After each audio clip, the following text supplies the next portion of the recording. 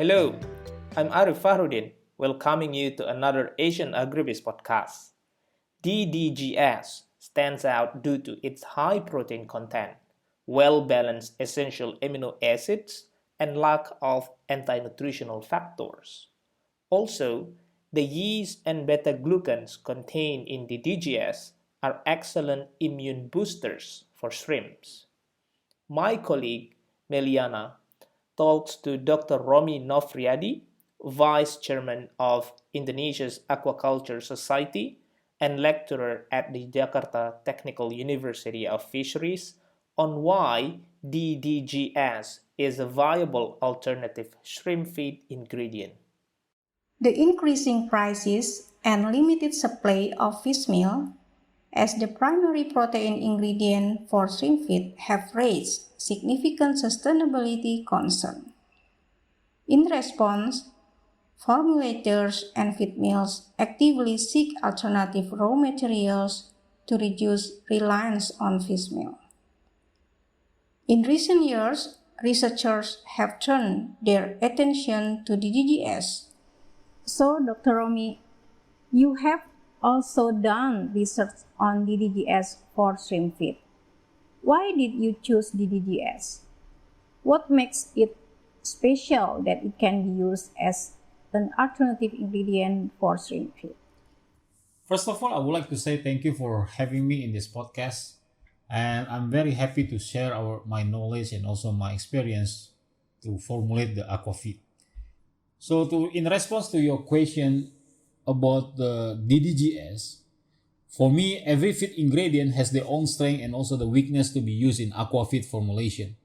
DDGS right now is attractive because DDGS has a good protein content, good balance of essential amino acid, and also lack of anti-nutritional factors. While fish meal, soy protein, and also the corn protein concentrate have increased in price over the past 12 months, DDGS remains good value for the money.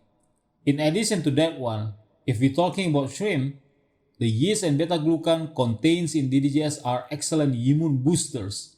Beta-glucan even have been proven as the active ingredient for shrimp health during the stress condition. You mentioned fish meal, soy protein have increased in price, but DDGS remains good value for money. So, is DDGS a cost-effective option to formulate shrimp feed? Our research even showed that the inclusion of DDGS to replace the expensive ingredients such as soy protein for 5, 10, and 15% inclusion levels can reduce the formulation cost up to 3.5%. This is a very good milestone for future feed formulation.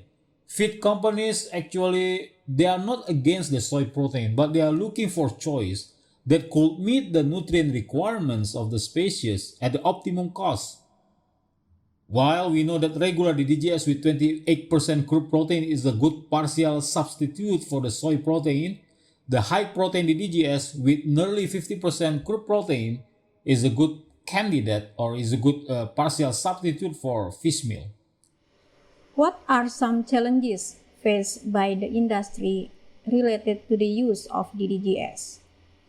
What about you personally? What are the challenges of using DDGS in shrimp feed?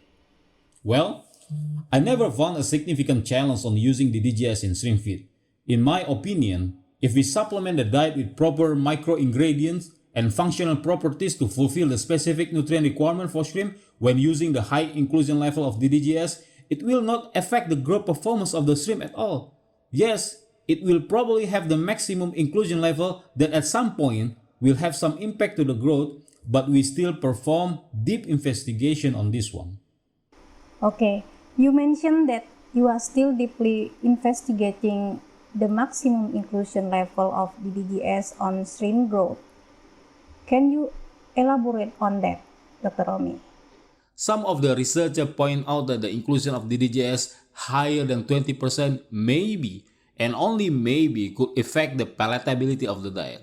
But again, our confirmatory research saw that when we include the DDGS up to 15% in the diet to replace the use of the soy protein in the commercial research using earthen pond lined with the high-density polyethylene plastic, we confirm that the consistency on using DDGS up to 15% do not have any negative impact to the growth of the shrimp.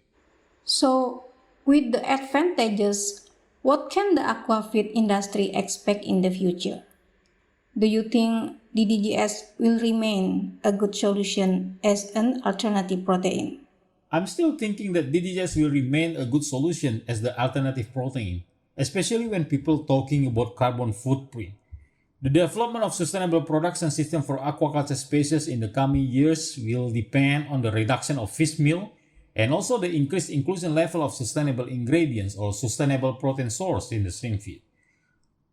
If we refer to the Global Feed Life Cycle Assessment Institute in 2022, the carbon footprint or global warming potential for several ingredients that become the top contributors on the carbon emission, corn DDGS is among the lowest carbon footprint ingredients for the aquafeed.